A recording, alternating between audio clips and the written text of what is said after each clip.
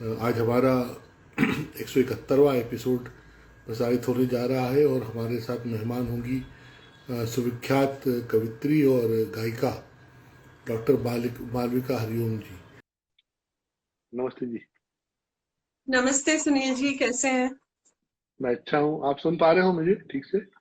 हाँ हाँ, बिल्कुल बिल्कुल ठीक से। विलंब हो गया मुझे, कुछ और दिक्कत में मैं फंस गई, अभी भागी भागी इसमें मुझे लगा देर हो गई जी। आपको तैयार होना पड़ा होगा ना इतने अच्छे से। नहीं, वो मैं थी आपको आपको एक बड़ी अजीब समस्या बताती हूँ। हाँ इसमें हाँ। कई जगह से मैंने देखा कि कोई और मेरे आईडी से इन सब चीजों में है, अचानक अभी पता चला। तो वो हम्म सारे पासवर्ड वगैरह चेंज करने में मुझे बहुत टाइम लग गया, मुझे लगा ये सब हट ही ना जाए, पता नहीं कुछ गड़बड़ हम्म हुई आज। जी। और सभी मैं सभी श्रोताओं को भी हमारी नमस्ते। और बहुत ही दौर ऐसा है, अभी मुझे लग रहा है, मैं आपको सुन रही थी कि थोड़ा अपना सब लोग अपना ख्याल करें चीजों हाँ, से जो भी हम जिससे गुजर रहे हैं जी। मैं ऐसी जब तक आप आ रही थी तो आपका परिचय देने के बाद फिर मुझे लगा कि कुछ और बातें करूं। तो कई कई बार हम्म। मुझे लगता है कि ऐसी कुछ बातें जो मुझे कह देनी चाहिए वो थोड़ी देर के लिए निरर्थक भी हो सकती है। कि जैसे स्टेशन हमको किसी को छोड़ने जाना है तो चार लोग क्यों जा रहे हैं, एक ही व्यक्ति छोड़कर आ जाए। हाँ और बिल्कुल बिल्कुल, ये जी और जी। और अगर जैसे हमारे परिवार में कुछ जीजा जी फूफा जी टाइप के लोग होते हैं जो बुरा मान सकते हैं, उनको तो छोड़ने जाना जरूरी है। और अगर कोई मित्र मित्र है वो अकेले अकेले जा सकते हैं तो हम्म, उनको जाने देना चाहिए। या कहीं बाजार भी जाना है तो अगर चार लोग जाते हैं तो एक लोग जाए तो उससे बड़ा फायदा होगा। जी ये जी, कुछ चीज, बिल्कुल बिल्कुल। तो ऐसे सामान्य अवेयरनेस की चीजों से ही बचा जा सकता है। और मास्क तो जी। बांधना जरूरी हो गया है। बाकी आप हम्म। 10 बार बाकी हाथ धो। वो तो बात सही है, इसके बारे में जितनी भी चीजें जो है चारों तरफ फैली हुई हैं कि क्या है क्या नहीं है, आप उस सब में ज्यादा ना जाकर, एक चीज तो हाँ, है ही है जो दिख रही है, तो आप अपना सुरक्षा का ख्याल तो कर ही सकते हैं, थोड़ी बहुत एहतियात बरतिए। तो खुद को सुरक्षित रखेंगे तो आपके द्वारा बाकी लोग भी सुरक्षित रहेंगे। दो मुख्य तरफा बात है यही ये है। तो। एक हमारे दोस्त संदीप आनंद है, एक्टर हैं जो उस पे काम करते रहे FIR सीरियल में।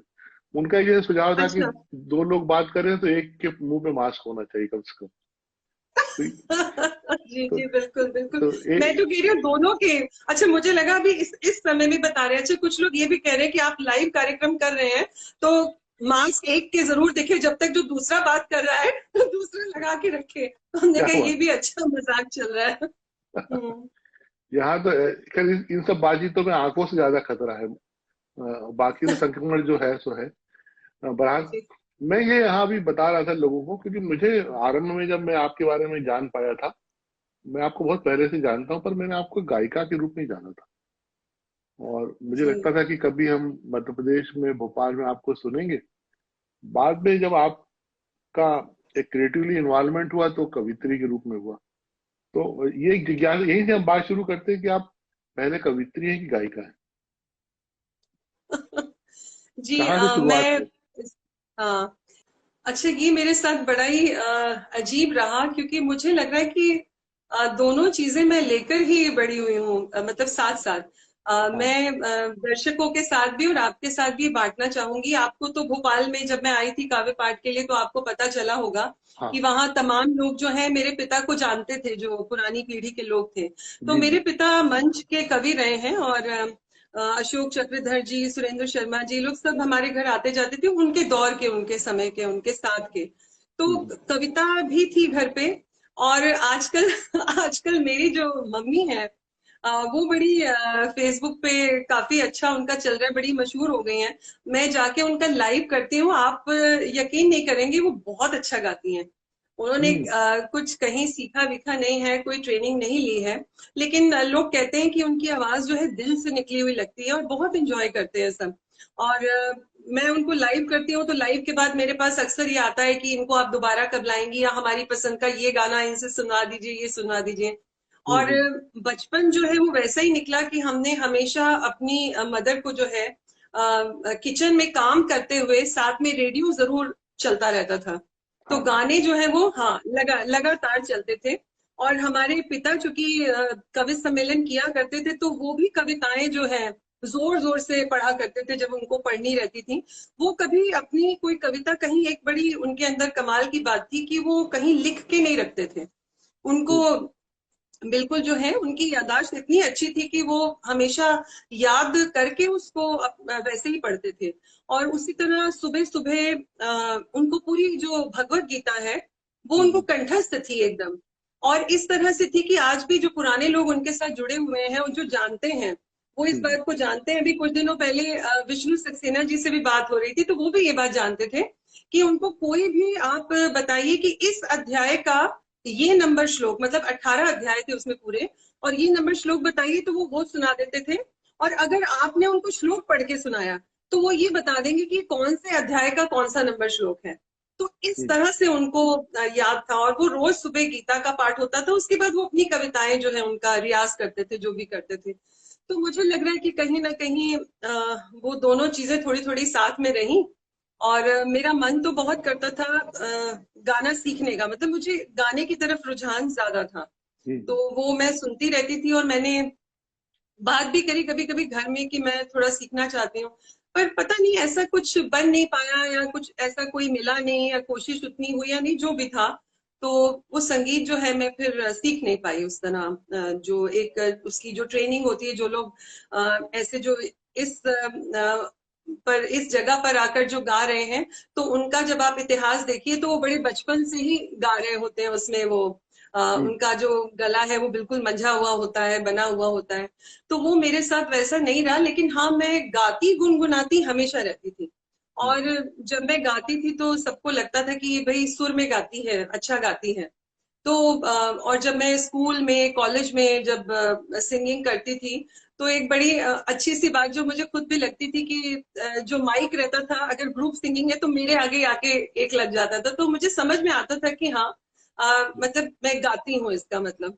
तो वही वैसा गाती रहती थी। और लिखना भी थोड़ा थोड़ा जो है कॉलेज टाइम से मैंने पहली एक दो कविताएं लिखी, वो सब तो तुकांत कविताएं जैसे उस तरह की होती हैं, मैंने उसी से शुरू किया था। अब तो खैर मैं मंच वाली लिखती हूँ और मंच वाली पढ़ती हूँ, जिसमें पूरी लयकारी रहती है और सब छंद रहते हैं। लेकिन तब वो उस तरह की थी, वैसा मतलब नया नया जब लेखन होता है तो आप उस तरफ रुझान आपका ज्यादा रहता है। फिर मैं हाँ, जेएनयू में गई पढ़ने के लिए। तो जेएनयू में फिर सारा समय जो है मैंने MA, MPhil, PhD Hindi literature में जेएनयू से किया। तो वहां जो है फिर बहुत ज्यादा सबको पढ़ने को मिला, जिसमें हमारे हिंदी के तो सारे बड़े बड़े कवि थे ही थे, उर्दू के भी तमाम जो शायर हैं उन सबको, और मेरे बड़े बड़े पसंदीदा हो गए उस दौरान में फैज साहब, उनको बहुत पढ़ा, फैज और अहमद फराज, गालिब, मीर, ये सब तो पढ़ते ही थे। और फिर उसके बाद मेहंदी हसन की गजलें बहुत सुनना। तो अब आपको मैं कुल मिला के यही बता रही हूँ कि संगीत और कविता कैसे साथ साथ चलती रही। तो हमने जो फैज फराज को की शायरी को जो सीखा या जाना, वो उनके थ्रू कम, उनकी किताबों के थ्रू कम, उनकी शायरी के थ्रू कम, मेहंदी हसन के थ्रू ज्यादा जाना। मेहंदी हसन जी को इतना ज्यादा सुनते थे, फिर जगजीत जी को सुनना हुआ। और मतलब बहुत अच्छा इस तरीके का एक दौर जिसमें ये दोनों चीजें कहीं ना कहीं साथ साथ चलती रही। तो वो एक लंबा दौर मैंने कविता और संगीत के साथ बिताया। तो उस समय थोड़ी बहुत शेरो शायरी, तुकबंदी। अब वो ये चीजें ना, सुनिए जी, मुझे ऐसा लगता है कि कहते हैं कि ऊपर वाले की देन तो होती है, आप उसको मांझना पड़ता है। कई बार आपको लगता है कि मतलब ये सबके पास नहीं है, तो ये वाकई ऐसा है कि ये सबके पास नहीं है।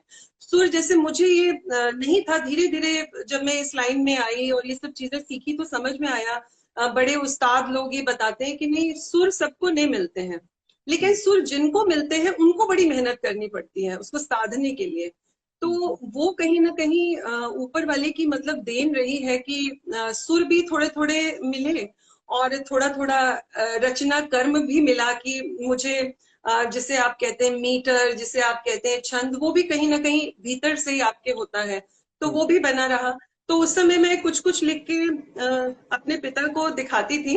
तो मुझे पहली शुरुआत जो मैंने कहा तुकांत कविताएं लिखी, उसके बाद ये पूरा जेएनयू का दौर में गजलों की तरफ एकदम, मतलब जीवन में बड़े मोड़ रहे हैं किस्म किस्म के। कभी क्या क्या किया, कभी क्या किया। तो गजलों की तरफ बहुत ज्यादा रुझान रहा, तो वो सब पढ़ती थी, तो मैंने गजलें लिखना फिर शुरू किया थोड़ा थोड़ा। तो वो मैं लिखती थी, तो मैंने देखा कि मेरे फादर को पसंद आता था। वो एक दो शेर जो है वो कहते थे कि नहीं अच्छे हैं, लेकिन अभी बहुत मेहनत करनी है बहुत, तो हम उस तरह सीरियसली लेके कुछ करते भी नहीं थे अपना।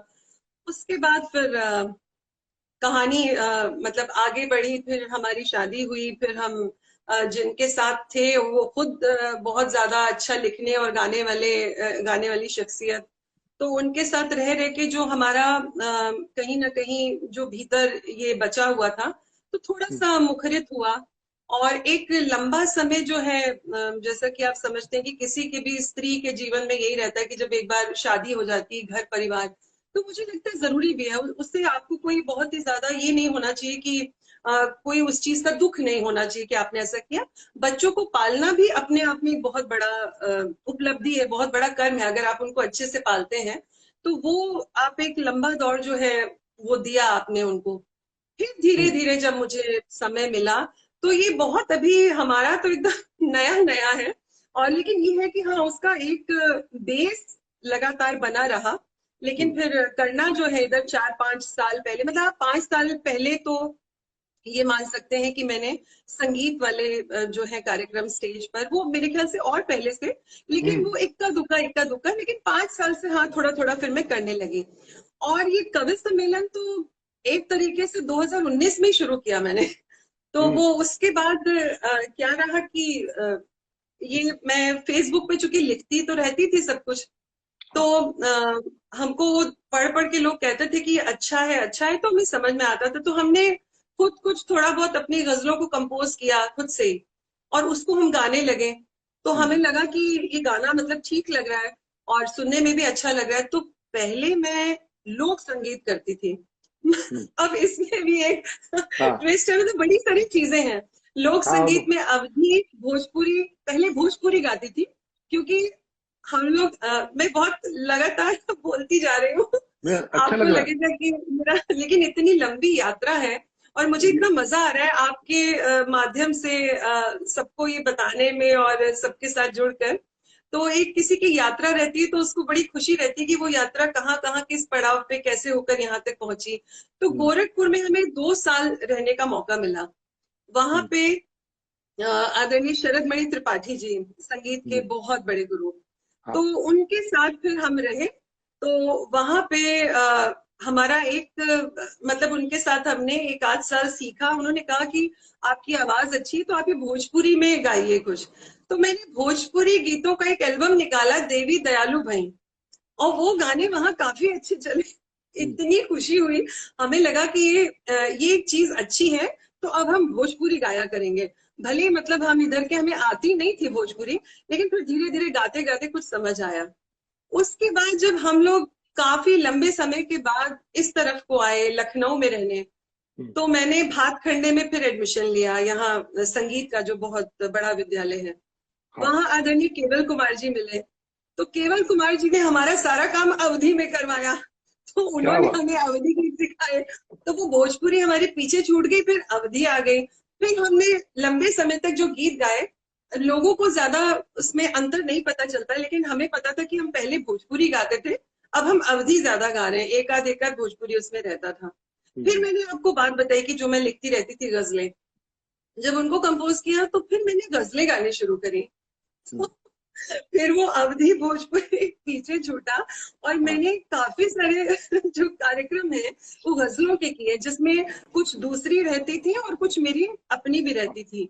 तो वो भी मुझे लग रहा है कि सबको पसंद आया कि एक नया फ्लेवर है। तो यहाँ लखनऊ में भी मैंने काफी फैज साहब को भी गाया, कैफी साहब की याद में भी कार्यक्रम हुए, वो भी किए।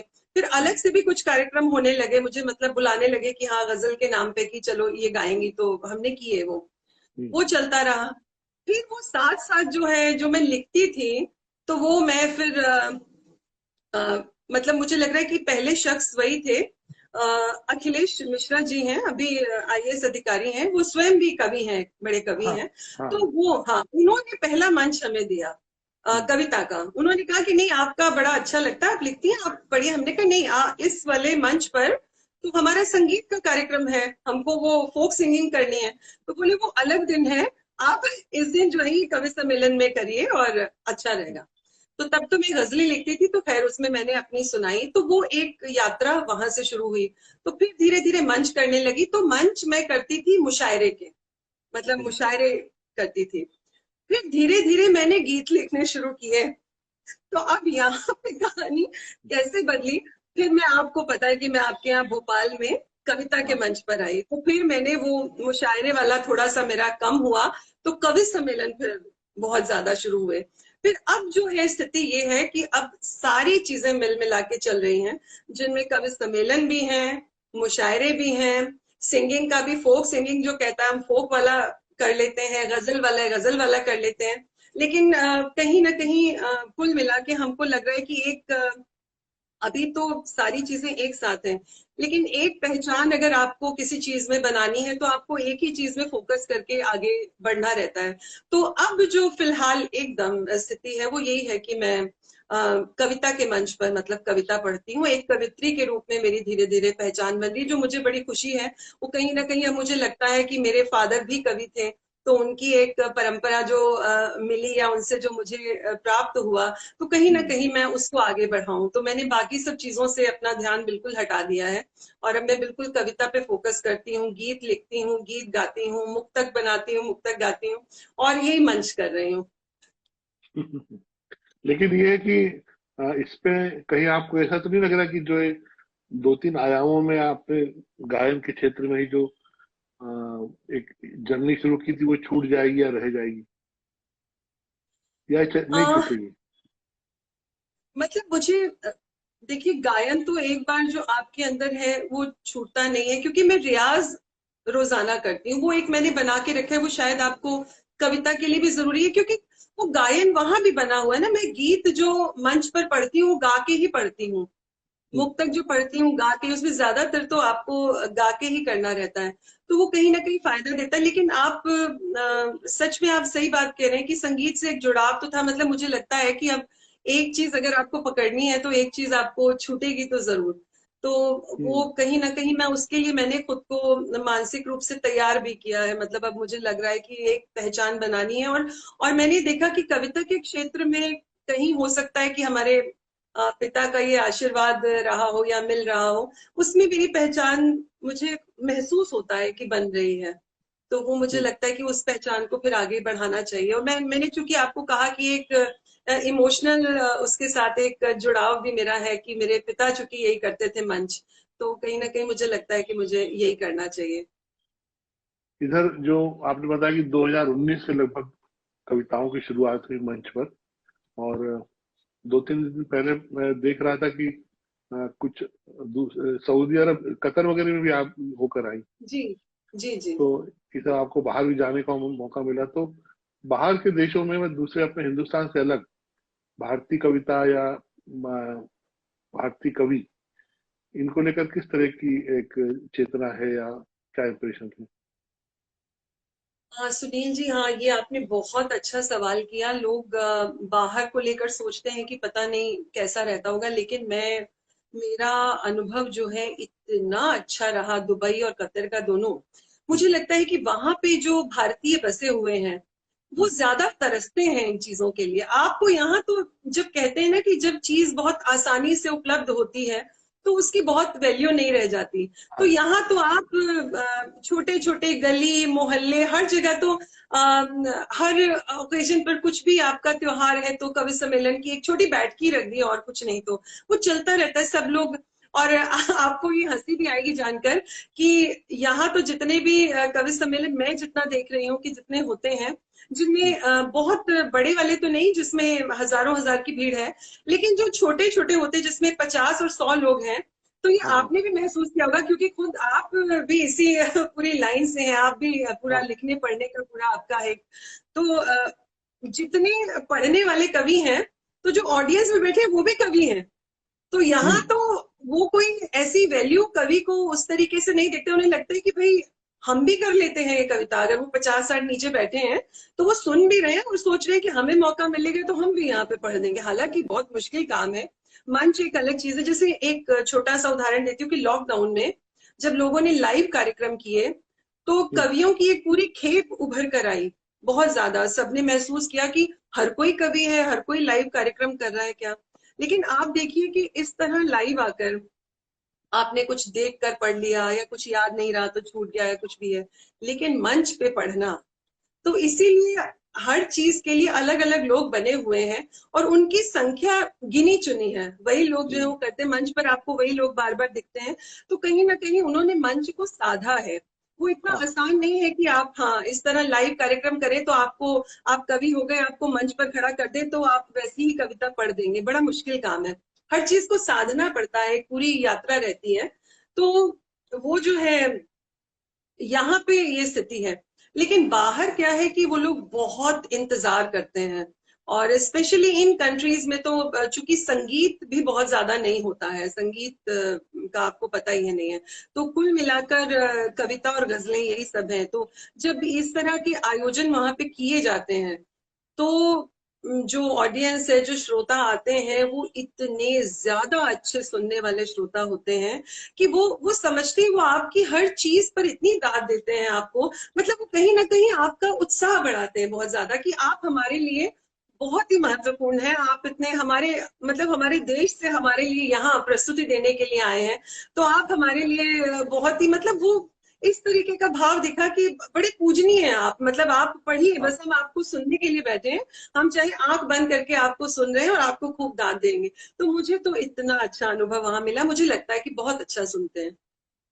ये है। और आपने सही कहा कि हमारे एक सिचुएशन है हमारे देश में, और कविता को लेके, कवियों को लेकर, जबकि एक आखिरी आदमी तक जो सबसे पीछे बैठा हुआ है, वहां तक आपको अपनी आवाज पहुंचानी होती है। और आपने जो कुछ रचा है, जो क्रिएट किया है, उस तक की जो एक पूरी आभास है, एहसास है, वो पहुंचाना होता था। ये आसान तो नहीं होता। लगभग मैं जी इसको ऐसे ही समझता हूँ कि जैसे बहुत बड़े ट्रैफिक में आपको कोई गाड़ी अच्छे से निकाल के ले जाना हो आखिर जी अंतिम जी। छोर तक। तो बहुत सारे कवि मंच पर होते हैं, एक के बाद एक सबकी बारी आती है, पढ़ते हैं। और सामने की दाद और आपके आसपास जो लोग बैठे हैं, तो इन सब में आपको किस तरह का वातावरण अपने आप ही मिला जब मंच पे आप अनेक वरिष्ठ कवियों के साथ होंगी, अपने समकालीनों के साथ होंगी, आपके से जूनियर के साथ होंगी? उसके क्या कुछ अनुभव है आपके? देखिए, मैं बहुत ही ईमानदारी के साथ ये अनुभव बांटना चाहती हूँ कि जब मैं शुरू शुरू में जुड़ी कवि सम्मेलनों के मंच से, चूंकि मेरे जो हस्बैंड है वो ऐसी सर्विस में है जिन लोगों को अधिकारी कहा जाता है कि अधिकारी है। तो बिल्कुल हमारे जी। साथ टैग लग गया कि अधिकारी की पत्नी। जैसे मालिनी मैम है, उन्होंने कितना लंबा सफर तय किया है खुद को इस इमेज से बाहर निकालने के लिए, हाँ, तो वो आपके बिल्कुल। साथ एक टैग लगा रहता है। तो जब आप शुरू में जाते थे तो लोग, मैंने ये महसूस किया कि जितने भी थे वो मुझे उसी तरह से देखते भी थे। उन्हें लगता था कि पता नहीं कहाँ से आई हैं, क्या इनको आता है, क्या इनको नहीं आता, क्या पढ़ेंगी क्या नहीं पढ़ेंगी। एक तो पहली बात कि मैंने अपने पढ़ने पर ध्यान दिया कि जो मैं चीज लिखूं वो ऐसी हो कि किसी को ये ना लगे कि कुछ भी नहीं था और इनको मंच मिला या ये मंच पर आई जो भी है। तो मैंने उसको तो बड़ी मेहनत से मैंने वो किया, और मुझे हमेशा अच्छा लगता था कि मैं जो लिख पढ़ रही हूँ वो अच्छा है। और मेरा एक पूरा लिखने पढ़ने का एक पूरा रहा है कि मैं जेएनयू से और निकल कर आई हूँ, तो मुझे अपने पर विश्वास था कि जो भी मैं लिखती पढ़ती हूँ वो खराब नहीं हो सकता। अगर बहुत अच्छा नहीं है तो हम्म। खराब भी नहीं है वो। तो वो मुझे उस नजर से थोड़ा सा मुझे महसूस होता था कि देखा जाता है। लेकिन धीरे धीरे फिर जब मैंने कविताएं पढ़नी शुरू की तो मैंने ये देखा कि जो दूसरे कवि थे वो कहीं ना कहीं उसके लिए कहते थे कि अच्छा है, जैसे एक किसी को आशीर्वाद मिलता है। और बड़ी ही जल्दी, शुरू में मैं थोड़ा संकोच करती थी, सबके साथ बात भी मेरी कम होती थी, तो मैंने देखा कि ये भी एक कवि परिवार है पूरा। कोई भी चीज है वहां पर, जब इस तरह से लोग होते हैं तो जब तक आप उसको परिवार जैसा नहीं मानेंगे तो उस परिवार का आपको स्नेह कैसे मिल पाएगा। तो हम्म। धीरे धीरे जब मैं सबके साथ बात करने लगी, घुलने मिलने लगी, और सबसे बड़ी बात है, जब मेरे पिता के बारे में, पहले मैं वो भी संकोच करती थी, मैं किसी को बोलती नहीं थी कि मैं कौन हूँ, क्या, मुझे ये पता था कि कई लोग जो जानते हैं वो बताते थे कि हाँ हमने उनके साथ पढ़ा है, हमने उनके साथ पढ़ा है। तो जब मैं धीरे धीरे बताने लगी, फिर वो एक उनको लगा कि नहीं ये कुछ और नहीं है, ये हमारे ही परिवार की है। और इनके पिता के साथ हम तमाम लोग उसमें से हैं जिन्होंने उनके साथ पढ़ा है, मंच शेयर किया है और उनको जानते हैं अच्छे से। तो तब उनका धीरे धीरे सुनील जी, हर हर यात्रा ऐसे ही होती है। मतलब आप को बड़ी मुश्किलों का सामना करना पड़ता है। कोई आसानी से आपको जो है स्वीकार नहीं करता है किसी भी जगह पर। आपको आपको मेहनत करके दिखाना पड़ता है कि हाँ आप उस काबिल हैं या नहीं है। तो वो धीरे धीरे फिर मुझे हाँ सबका स्नेह मिलने लगा। तो अब मंच मेरे लिए बड़े मतलब सहज हो गए हैं। अब सबके साथ मैं सबको जानती हूँ। और जब भी कोई कार्यक्रम रहता है तो मुझे पहले से पता होता है कि आज यहाँ पर इनको आना है, आज यहाँ पर उनको आना है। पहले से बात भी हो जाती है, तय भी हो जाता है। तो ये चीजें अब बड़ी अच्छी लग रही हैं।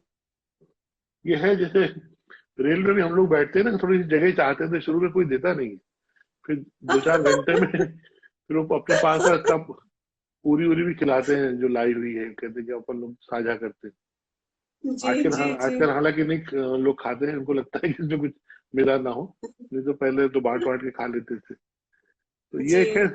पर ये हर क्रिएटिव माध्यम में है कि स्पेस बड़ी मुश्किल से मिलता है। जैसे जी जी अब मैंने भी जब 5-7 साल पहले पहली बार अपनी लाइफ का पहला नाटक लिखा तो बहुत सारे रंगकर्मियों ने कहा कि इनको कुछ नहीं मिला तो इस पे आ गए। ओ तो फिर मेरे को लिखना पड़ा कि कोई कांटेदार तार लगा है क्या कि वहां आ नहीं सकता।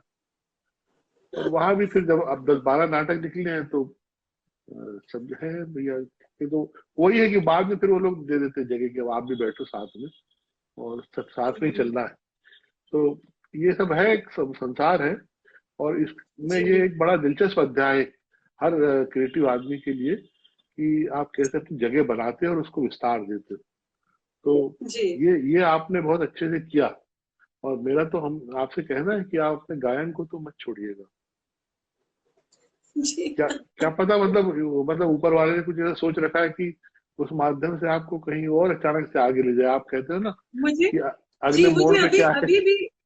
अभी भी ये बात याद आ रही है आपकी कि जब आपसे बात हुई थी भोपाल में जो कवि सम्मेलन था, तब आपने कहा कि नहीं आप तो गाती हैं। आपको तो हम सोच रहे थे किसी दिन गायन के हाँ लिए बुलाएंगे, ये कविता वाला आपका क्या है। हाँ तो तब आपको भी मुझे लगा नया ही वो पता चला था। जी हाँ। मैं उसी में 2-4 साल से जो मेरे को अपना अनुमान था तो ये था कि लखनऊ से है। और क्योंकि मैं भी कानपुर को बिलोंग करता हूँ, मेरे एक तरह से हमारे परिवार की पूरी जड़ें, मतलब जो दोनों पक्ष के, माता पक्ष और पिता के पक्ष के सभी लोग वहीं के हैं। तो जी जी एक हो जाता है कि कानपुर लखनऊ तो पास ही है, संस्कृति भी वही है। तो ये था कि कभी ना कभी उस तरह से सुना जाएगा। पर वो जी आगे उसके अवसर आएंगे कि कभी आप गायिका के तौर पर भी यहाँ पर आए। लेकिन ये तो है। एक तो अभी आपने 2 लोगों के बारे में बताया, अपने परिवार से जुड़े हुए दोनों के नाम नहीं साझा किए। एक तो पिताजी जी के बारे में बताइए, पिताजी का नाम लेकर बताइए कि वे कौन है। और जी मूल रूप से आप लोग कहाँ के रहने वाले लगते हो, तो आप विवाह के बाद बस गई होगी आपकी। हम्म।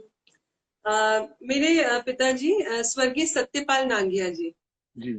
वो उस दौर के कवि रहे हैं जब मैंने आपको बताया। ओम प्रकाश आदित्य जी का नाम आपने सुना होगा। बिल्कुल तो बिल्कुल बिल्कुल। आदित्य जी हमारे पड़ोस में ही थे। मैं दिल्ली की रहने वाली हूँ और हाँ। वहीं हमारे पड़ोस में ही उनका भी घर था और साथ में जाया करते थे। तो बचपन में मैं जो है अपने पिता की कविताएं तो कम, लेकिन आदित्य जी की और अल्लड़ बीकानेरी जी की इनकी कविताएं मुझे बहुत याद थी। देवराज दिनेश जी की तो ये मैं हाँ बहुत ज्यादा इनको मैं पढ़ा करती थी। और जो मम्मी है हमारी वो कृष्णा नांगिया, और वो अपना गीत भजन बहुत ही सुरीली है, बड़ा बहुत अच्छा गाती हैं। और ये दोनों लोग जब ये भारत पाकिस्तान का हुआ था तो ये वहीं पाकिस्तान से इस तरफ आए थे यहाँ हम्म, पर। हम्म, हम्म। दोनों लोग उसके बाद ये दिल्ली में ही आकर बस गए थे। तो उसके बाद हम लोग फिर दिल्ली के ही हो गए। मैं हूँ हम्म। और मेरा एक भाई है, छोटा भाई है। अच्छा गुड। ये तो है कि जी आपने जिन समकालीन कवियों का नाम बताया पिताजी के साथ, उनको हमने बचपन की बहुत छोटी मेमोरी में सुना। देवराज दिनेश जी का नाम सुन के मुझे बड़ा अच्छा लगा, क्योंकि मैंने बहुत छोटे जी में उनका नाम सुना था। और बाकी जो हम्म, 2 कवि आपने बताया वो सब एक पूरा, काका हाथ रसी जी, वो एक समय का दौर था जो हाँ हाँ खासतौर से होली के कवि सम्मेलन जो धार्मिक और बहुत सारी पत्रिकाओं में बहुत सारी उनकी कविताएं आया करती थी, वो सब हम लोग की हम्म, मेमोरी से गुजरा हुआ है। तो ये जी तो जी। बड़ी बात है कि ये सब संस्कार और आपको मिले। और वो बड़े बड़े फक्कड़ किस्म के थे एकदम से। मैंने आपको बताया कि वो कविताएं कहीं लिखते भी नहीं थे और हम्म। उनकी कोई पुस्तक नहीं आई थी। तो उनको ये था कि इतना लंबा समय बीत गया और काका हाथरसी पुरस्कार जो है वो उनको दिया जाना है। तो अशोक चक्रधर जी और बाकी साथियों ने मिलकर पकड़कर उनकी किताब निकलवाई कि किताब होगी तो पुरस्कार देंगे, हमें पुरस्कार देना है, कैसे दें। तो ये उनके हाल थे। तो बोले अच्छा चलो चलो ठीक है, निकाल देते हैं किताब, एक आ जाए। तो उनकी एक मात्र ही किताब थी, हवा का गला सुरीला है। तो अरे वाह। वो निकाली गई, उसके बाद उनको पुरस्कार मिला, काका हाथरसी पुरस्कार। वो हम सबके लिए बहुत ही अच्छे क्षण थे। शीला दीक्षित जी ने उनको दिया था ये पुरस्कार हाँ हाँ दिल्ली में। तो उस समय भी उनकी तबीयत थोड़ी खराब हो चुकी थी, उनको ब्रेन हैमरेज एक दो बार हुआ। तो हाँ वो काफी, हाँ, काफी कष्ट में रहे वो बाद के समय में। जबकि वो दौर था कि वो बहुत ज्यादा मंच पर कविता कर सकते थे, लेकिन वो स्वास्थ्य उनका काफी खराब हाँ रहा। तो ये हाँ। स्थिति रही। तो मैं सुनील जी, उनकी एक कविता सुनाना चाहूंगी। वो जिस तरह की हास्य व्यंग्य की कविताएं लिखते थे वो बड़ी बिल्कुल बिल्कुल। अद्भुत थी, और उनका सुनाने का अंदाज इतना अच्छा था। जहाँ इतनी गंभीर कविताएं उनके यहाँ थी, तो हास्य व्यंग्य की एकदम अल्लड़ कविताएं भी। और बाल कवि बैरागी जी, मेरे ख्याल से मैं सही नाम ले रही हूँ, हम्म। या हमा कोई मत। और कवि थी। तो उनका ये कहना था कि अगर वो मंच पर आते थे तो वो कहते थे कि नागिया जी मंच पर बैठे हुए हैं, अगर मेरी कोई छंद की त्रुटि होती है तो मैं माफी चाहता हूँ। मतलब उनकी छंदों पर इतनी गहरी पकड़ थी, इतनी तेज। और ये सब लोग जानते थे कि भाषा और छंद पर उनका बहुत ही ज्यादा हाँ। उनकी उनकी मैं देखिए सुनाती हूँ, मुझे जरूर। याद है थोड़ा। जरूर सही स्वागत।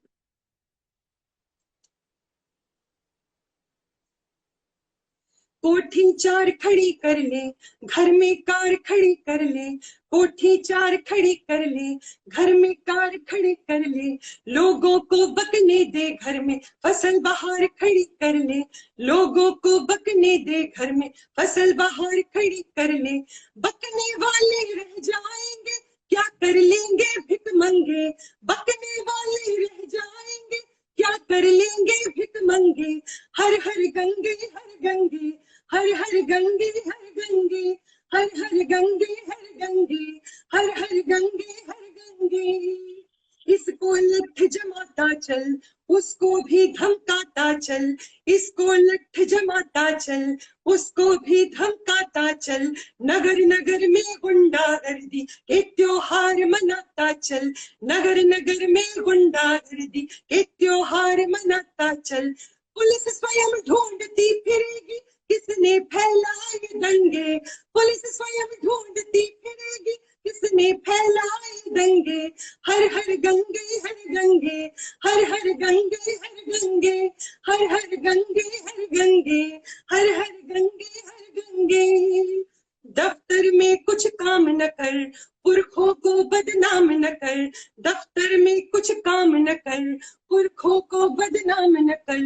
सच्चाई का ठेका लेकर अपना काम तमाम न कर। सच्चाई का ठेका लेकर अपना काम तमाम न कर। मरने पर पैसा ही तेरे संग चलेगा सारंगे। मरने पर पैसा ही तेरे संग चलेगा सारंगे। हर हर गंगे हर गंगे, हर हर गंगे हर गंगे, हर हर गंगे हर गंगे, हर हर गंगे हर गंगे। और हमारी व्यवस्था पर इस तरह के कटाक्ष उन्होंने जो है इस तरह की चीजें कही हैं।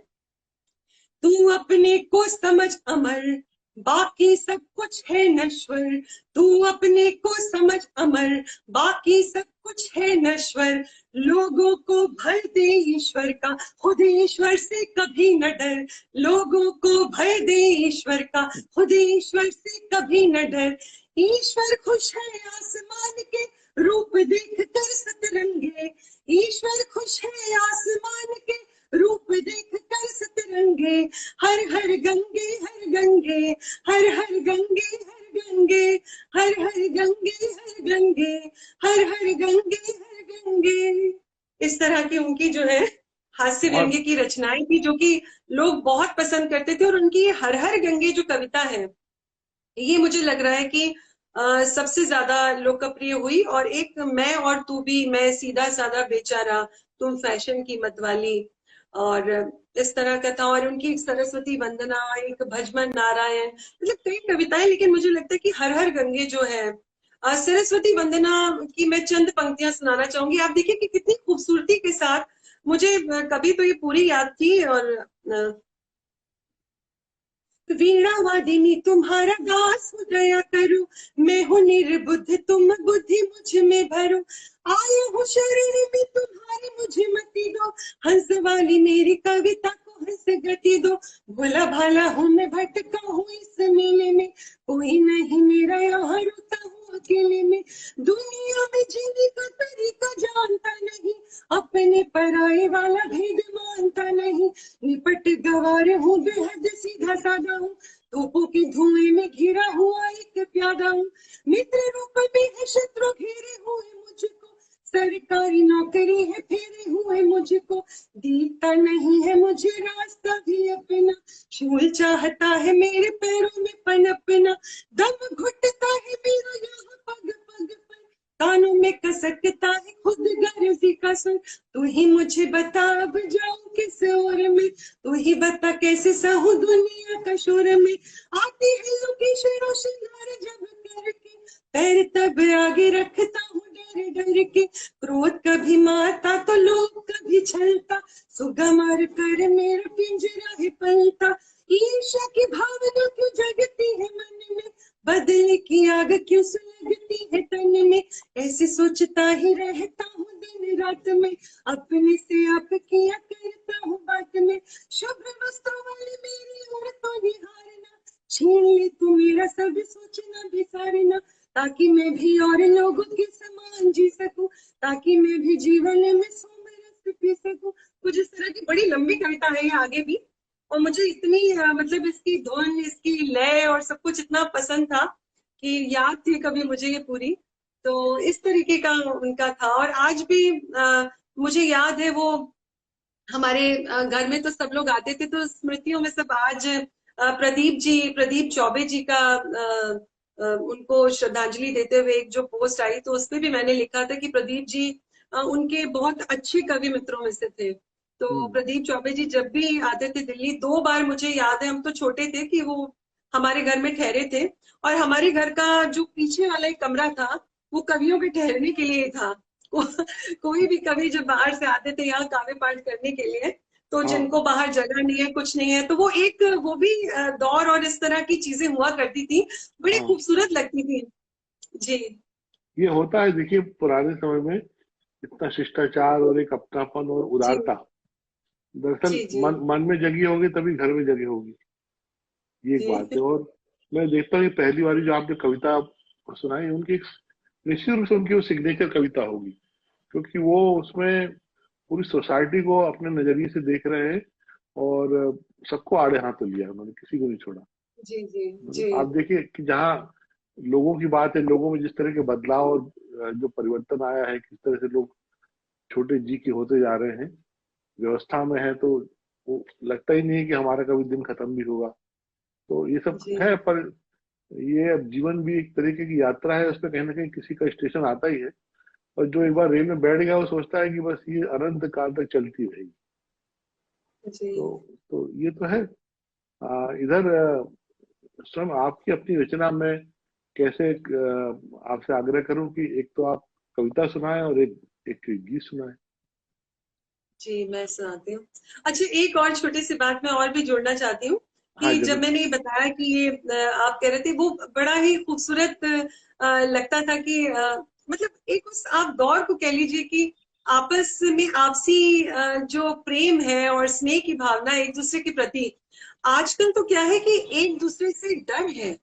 मतलब हाँ समाज कहाँ से कहाँ इतना बदल गया है कि आप अगर किसी के लिए कुछ करना भी चाहें, तो मन में कई तरह की शंकाएं उठती हैं कि आप किसी के लिए ऐसा करें या ना करें। और वो जो बिल्कुल सहज स्नेह एक दूसरे के प्रति था, वो तो मुझे लगता है कि अब बहुत हद तक खत्म हो गया है। खत्म हो वो गया। कहीं ना कहीं उसको, हाँ, दूसरी चीजों ने पूरी तरह से जकड़ लिया, घेर लिया, आप 100 बार सोच कर और मतलब ठोक परख कर चीजें देखते हैं और तब किसी पर विश्वास करते, भरोसा नहीं रहा है। तो पहले समय में तो ये सब नहीं था। और मुझे याद है कि जब कोई कोई आते थे तो एक एक दो दो दिन की बात है, हम्म। लेकिन कोई कोई लोग तो एक एक हफ्ते भर मैंने देखा है रहते थे, कहीं दूर से आए हैं, कोई बनारस से आ गया, मतलब अननोन से, जिस हम तो वैसे भी कम लोगों को जानते थे। अब वो कोई उस तरह के मशहूर कवि जैसे हैं, तो आप सुरेंद्र शर्मा जी आपके घर आए, अशोक जी आए, तो उस समय में भी एक नाम था तो आप जानते थे कि हैं। लेकिन जो दूर दराज से कोई कोई आ गए तो वो भी आपके घर में एक एक हफ्ता ठहरे हैं। लेकिन बड़े कमाल की बात जो मैं आपको बताना चाहती थी वो ये है कि पूरे खाने का, किचन का दारोमदार मेरी मम्मी पर था। और मैंने उनको कभी चिढ़ते हुए नहीं देखा कि हाँ कैसे हम इनको एक हफ्ता खिलाएं, क्या करें। वो चीज अपने आप में, हम लोग के अंदर तो उतना पेशेंस ही नहीं है। 2 दिन मेहमान आते तो तीसरे दिन हमें लगता है कि कितनी मुश्किल पड़ रही है, कैसे खिलाएं, हाँ क्या करें। लेकिन हाँ वो जमाना सच में वो चीजें सीखने की हैं। हमें लगता है कि वो होना चाहिए, और वो कहीं ना कहीं अंदर से निकलता था, क्योंकि आप सबके साथ एक बड़ा स्नेह का रिश्ता था, सब अपने ही लगते थे। दुनिया का हर व्यक्ति अपना लगता था कि हमारा अपना ही है, जो भी दूर से आया है, पास से आया है। लेकिन अब जो पास वाले हैं वही आपसे इतनी दूर हो गए हैं। दूर दराज के तो बिल्कुल भूल ही जाइए कि कहाँ है। एक अजीब सी खाई जो है व्यक्ति व्यक्ति के बीच में हाँ। पैदा हो गई है। ये ये ये चीज है। बात, ये हम लोग की जनरेशन से ज्यादा आया है। पहले हम लोग के जो जी पिता के रिश्ते रहे उनके आपस में, तो वहां पर जैसे उन्होंने बता दिया कि सुनील ये चाचा हैं, तो हम उनको चाचा ही मानेंगे। अब उस चाचा के रहस्य मिल जाएंगे वो किस तरह के चाचा हैं।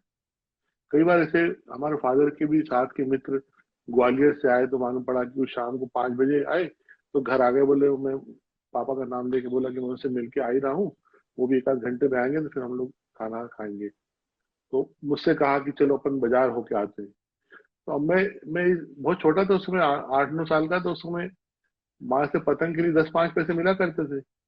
तो मेरे मन में यह आया कि चाचा आए तो इनसे अपन कुछ भी करा सकते हैं, तो मैंने कहा कि मुझे एक चक्री चाहिए मांझे की भरी। हाँ, तो वो हाँ। उनने खरीद दी। फिर मैंने कहा मुझे 5 पतंगे चाहिए, तो वो खरीद दी। मैं बड़े खुशी हम्म, खुशी साथ में उनके लौट के आया। फिर पापा ने कहा ये क्या किया तुमने सुनी? तो मैंने कहा चाचा आए थे तो हमने उनसे कहा तो उन्होंने ले लिया। चाचा नहीं बोला, बोले भैया तुम इस बीच में मत बोलो। हम्म। अब ये आज कल्पना नहीं कर सकते आप। हाँ, सही में। तो इस संसार को बदलते देखता हूँ, तजुर्बे लेते हैं हम लोग सब। अपने आसपास जानते हैं कि कितने किस्म के नकली लोग हमें हमारे जीवन में आते हैं, मिलते हैं। और यह है कि आप हर एक से सच कह दोगे तो हर आदमी दुश्मन हो जाएगा। तो ये हम लोग को खास तौर से लिखने पढ़ने वालों को थोड़ा सा अतिरिक्त चक्षु खुले रहते हैं, तो वो और समझता है कि सामने वाला किस हाँ, अंदाज में मिल रहा है, क्या कर रहा है। तो ये तो समय है।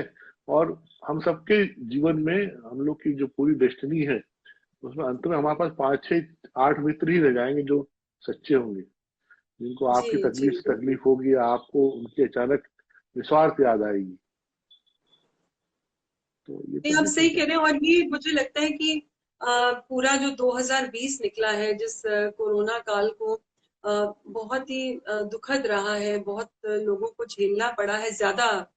उस पर कुछ लोग, मतलब हर कोई किसी न किसी रूप में प्रभावित हुआ है उससे। हाँ हाँ लेकिन हाँ। मैं ये समझती हूँ कि कहीं ना कहीं ये पूरा कोरोना का जो दौर है उसने आपको सीख भी बहुत दी है, कहीं ना बहुत कहीं उसने। बहुत। हाँ, ये बताया है कि मतलब आपसी रिश्ते क्या होते हैं, प्यार क्या होता है।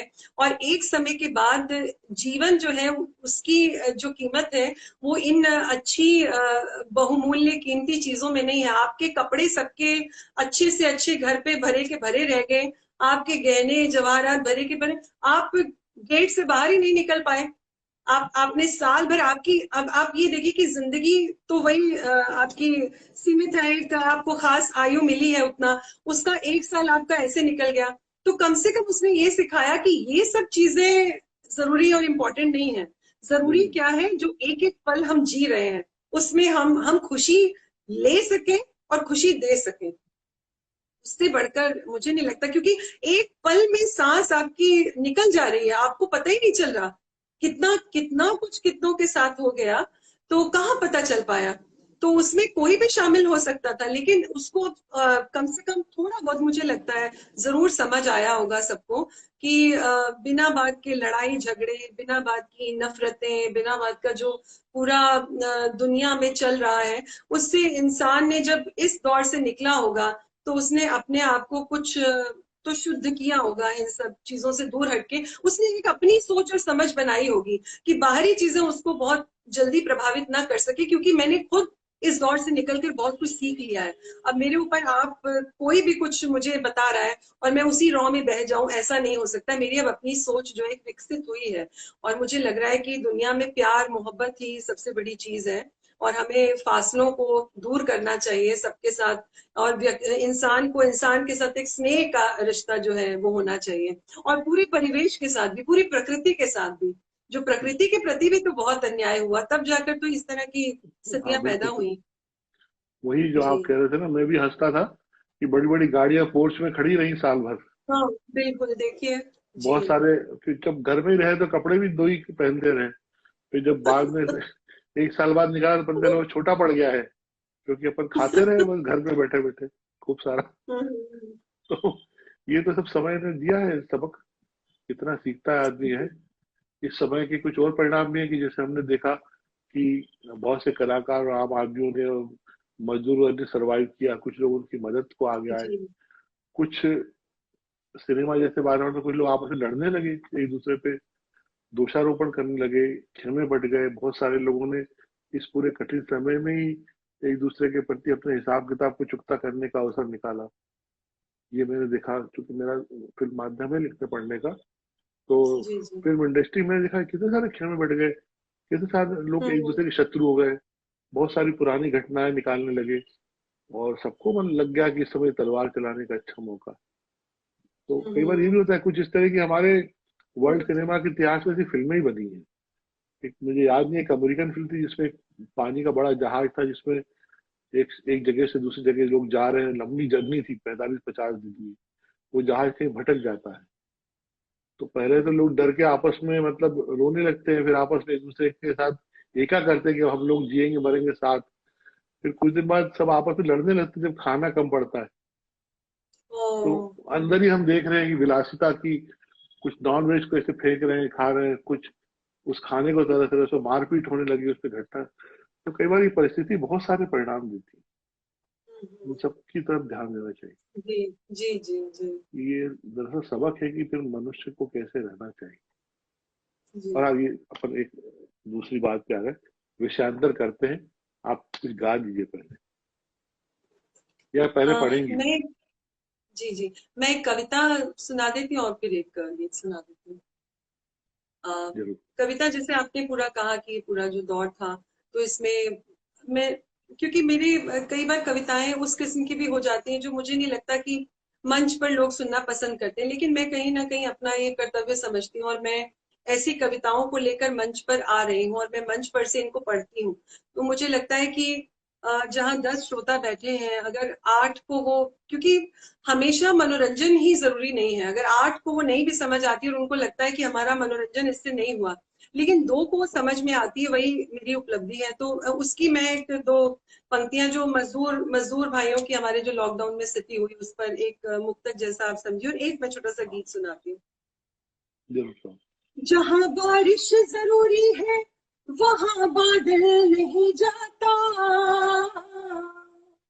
जहां बारिश जरूरी है वहां बादल नहीं जाता, ये कलयुग है यहाँ भूखा कभी रोटी नहीं पाता, ये कलयुग है यहाँ भूखा कभी रोटी नहीं पाता, बनाता है जो सबके आशियां वो खुद ही बेघर है, बनाता है जो सबके आशियां वो खुद ही बेघर है, किसी मजदूर के हिस्से में छप्पर भी नहीं आता, किसी वाह। मजदूर के हिस्से में छप्पर भी नहीं आता, जहां बारिश जरूरी है वहां बादल नहीं जाता। वाह। और मतलब इसको एक कविता के रूप में था, और भी पंक्तियां थी, और अंतिम पंक्तियां जो मुझे लगता है कहीं ना कहीं जो हमारी नई जनरेशन है उसको संदेश देने के लिए, उसको भी मैं इसके साथ जोड़ के सुना देती हूँ कि आखिर में जो वो जिस तरह से सड़कों पर जा रहे थे, तो कितनी बड़ी विडंबना है, मतलब वो कैसा मंजर था, लेकिन उसके साथ आप विडंबना देखिए इन पंक्तियों में। जो खुद जूती बनाता हो उसी के पाँव में पन्नी, हाँ हाँ हाँ। जो खुद जूती बनाता हो उसी के पाँव में पन्नी, ये निर्मम रूप पूंजीवाद का देखा नहीं जाता, ये निर्मम रूप पूंजीवाद का देखा नहीं जाता, जहां बारिश जरूरी है वहां बादल नहीं जाता। मतलब ये कविता के रूप में इसको लिखा था। तो मेरी कोशिश रहती है कि इस तरह की जो भी मेरी कविताएं हैं उसको मैं मंच से सुनाऊं।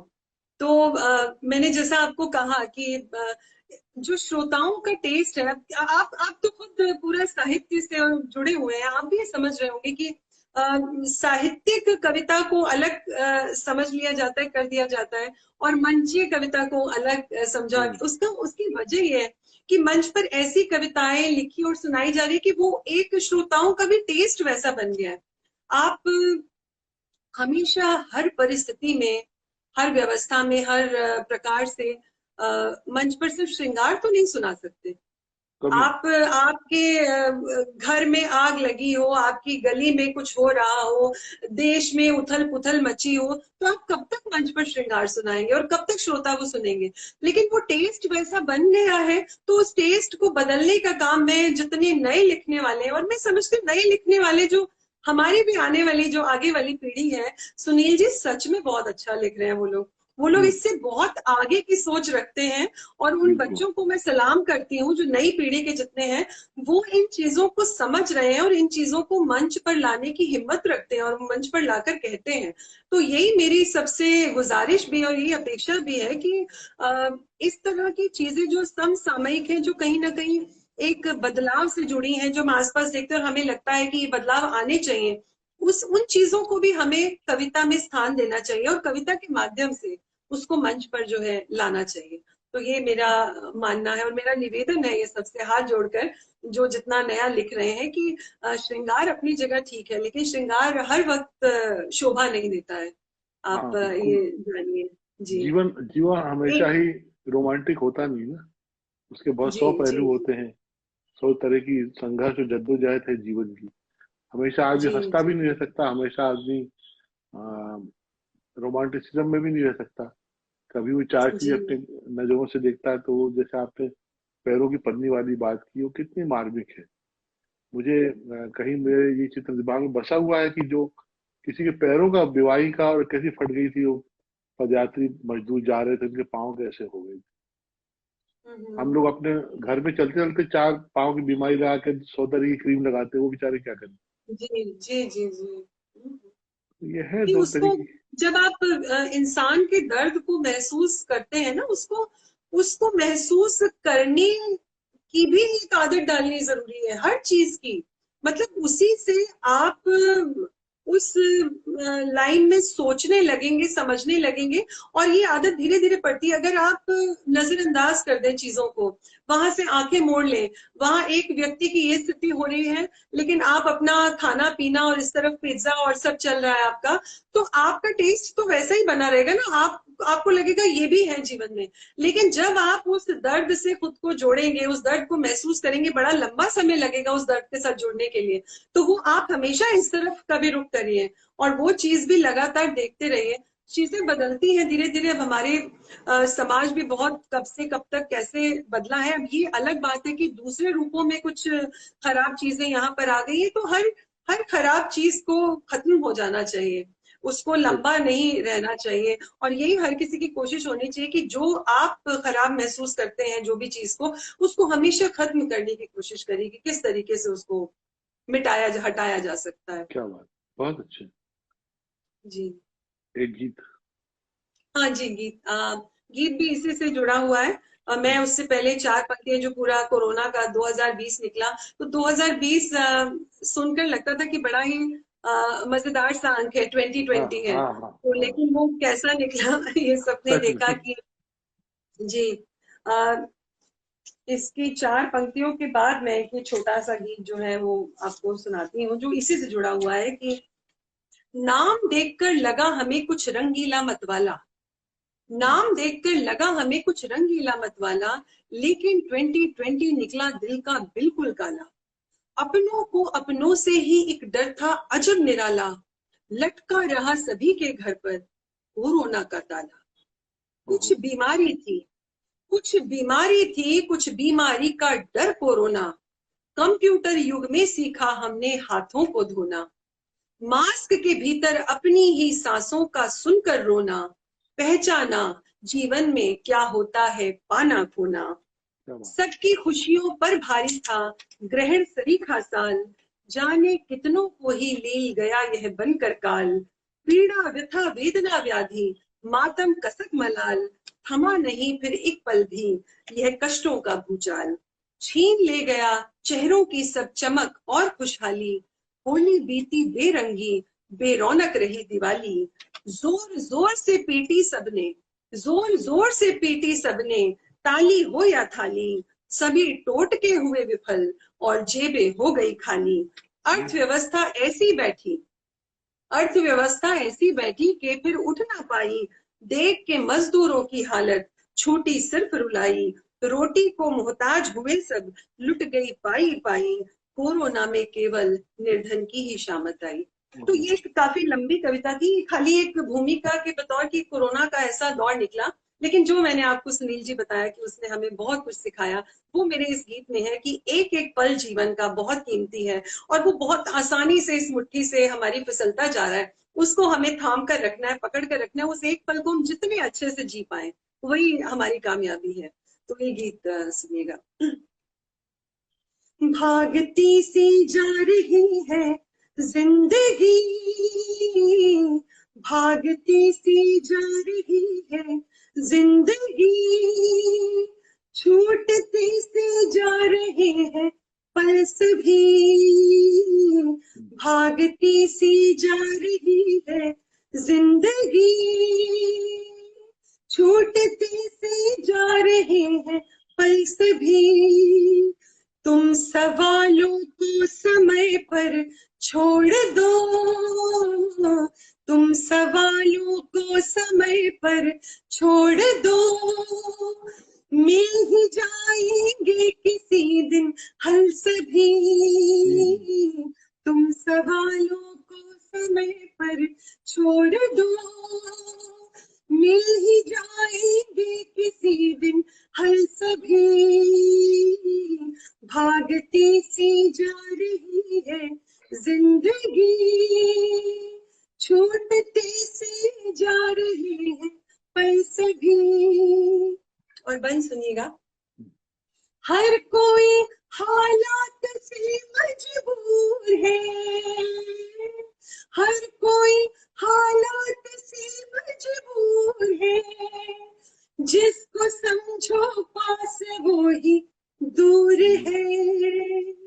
हर कोई हालात से मजबूर है, जिसको समझो पास वो ही दूर है। भीड़ में तन्हा खड़े हैं सब यहाँ, भीड़ में तन्हा खड़े हैं सब यहाँ, अब तो जीवन का यही दस्तूर है। जिनके चेहरों पर यहाँ जितनी हंसी, जिनके चेहरों पर यहाँ जितनी हंसी, उतने ही वो दिल से है बेकल्स भी। जिनके चेहरों पर यहाँ जितनी हंसी, उतने ही वो दिल से है बेकल्स भी। भागती सी जा रही। और प्रेम का ऐसा रूप देखिए कि जहाँ इतनी विराटता भी है और उसको कहाँ समेटने की कोशिश की है, मैं आप तक पहुंचाने की कोशिश करती हूँ और अपने श्रोताओं तक भी। भागती सी जा रही आसमां तक प्रेम का विस्तार हो, आसमां तक प्रेम का विस्तार हो, बाह भर तेरी सकल संसार हो, आसमां तक प्रेम का विस्तार हो, बाह भर तेरी सकल संसार हो, मेरी सांसों से तेरी सांसों तक, तेरी सांसों से मेरी सांसों तक, चाहतों का एक पारावार हो, आंसुओं में भीगती मैं एक नदी, आंसुओं में भीगती मैं एक नदी, देख के हैरान मुझे बादल सभी, भागती सी जा रही। और सुनील जी, आप और हम एक ही तरह के लोग हैं, साहित्य से जुड़े हुए। तो कहीं ना कहीं जब साहित्य का क्षय होता है और वो मतलब पीछे की तरफ जाता है, तो कहीं ना कहीं दुख होता है। साहित्य को हमेशा तरोताजा, ऊर्जावान, आगे की ओर बढ़ने वाला, सार्थक होना चाहिए। तो उस पर कुछ पंक्तियां लिखने की कोशिश की। अंतिम बंद है आपके सामने। भागती सी जा रही, गीत जब निष्प्राण सा होने लगे, गीत जब निष्प्राण सा होने लगे, शब्द अपने अर्थ को खोने लगे, लेखनी डूबी हो मिथ्या गान में, लेखनी डूबी हो मिथ्या गान में, और कविता झूठ को ढोने लगे, तब निभाना तुम कलम से दोस्ती, तब निभाना तुम कलम से दोस्ती, भूल कर लालच कपट और छल सभी, भागती सी जा रही है जिंदगी, छूटते से जा रहे हैं पल सभी, तुम सवालों को समय पर छोड़ दो, मिल ही जाएंगे किसी दिन हल सभी। ये गीत को मैंने लिखने की कोशिश की, और ये जो अंतिम बंद है वो कहीं ना कहीं यही बात कहता है कि कविता का भी एक अपना धर्म है जिसको उसे निभाना चाहिए। सब चीजें अपनी जगह ठीक है, लेकिन साहित्य जब सच्चा होता है, साहित्य जब यथार्थ से जुड़ा होता है, वही साहित्य कहीं ना कहीं बड़े पैमाने पर सबका भला कर सकता है। साहित्य अगर झूठ के साथ चल पड़े, या साहित्य में वो सार्थकता नहीं रहे, वो यथार्थ नहीं रहे, तो फिर साहित्य सिर्फ मनोरंजन है, उसमें साहित्य का जो असली रूह है वो गायब हो जाती है। ये मेरा मानना है। बिल्कुल सही कहा आपने। ये मूलभूत जो चेतना कहीं कहीं किसी किसी को मिली होती है, तो वो उसका कैसा उपयोग कर रहा है उस पर बड़ा निर्भर करता है। और हम सभी का उद्देश्य होना तो यही चाहिए कि हम एक अच्छे संसार की कल्पना तो करते रहे, हालांकि वो बड़ा कठिन और दुरूह है, स्वप्न है, लेकिन फिर भी स्वप्न देखना छोड़ना नहीं चाहिए। जी जी। आपने आज की शाम इस कार्यक्रम के लिए दी, मैं आपका बहुत आभारी हूँ। और जरूर हम लोग जल्दी कभी कहीं मिलेंगे एक अच्छी सांस्कृतिक सभा के साथ, जो भी कोई अवसर होगा। और मैं बहुत सारी शुभकामनाएं देता हूँ। अपने जो भी मित्र यहाँ पर आते जाते सुनते रहे, आपके हमारे सभी को प्रणाम। मैं खुद आपकी बहुत बहुत आभारी हूँ। इतने सुंदर कार्यक्रम में आपने मुझे जोड़ा, और जितने भी श्रोता हमें सुन रहे हैं, हमारे साथ जुड़े, मैं उन सब की भी आभारी हूँ। कहीं ना कहीं हर किसी का ध्येय यही रहता है कि अगर वो कोई बात कह रहा है तो वो बात जो है वो दूर तक जाए, और आज आपके माध्यम से ये सार्थक हुआ मेरे लिए। और सुनील जी, आपको मैंने वहां भोपाल में मिली और यहाँ भी, और मतलब आप साहित्य से तो जुड़े ही हैं, बहुत अच्छे हैं, लेकिन आप एक बहुत ही सज्जन व्यक्ति भी हैं। जितना मैंने आपसे बात की, जितना मैंने आपको महसूस किया, मुझे लग रहा है कि आप जैसे लोगों की जो कहीं ना कहीं एक हस्तक्षेप रखते हैं एक सच्चे और अच्छे साहित्य में, तो ऐसे लोगों का होना बहुत जरूरी है। और बहुत बहुत धन्यवाद। और आप कभी समय मिले तो हमारे लखनऊ जरूर आइए, हमारा लखनऊ बहुत सुंदर है, आपका भोपाल भी सुंदर है मैंने देखा है, झीलों का शहर बहुत प्यारा, लेकिन लखनऊ भी बहुत अच्छा है, आप आइएगा जी। जरूर। और ये बातचीत जो है ये यूट्यूब में हमारे चैनल में सुरक्षित रहेगी। ये लिंक मैं जी आपको भेजूंगा, तो आप अपने मित्रों में साझा कीजिएगा। बहुत जी बहुत जी जी थैंक यू। ठीक, धन्यवाद।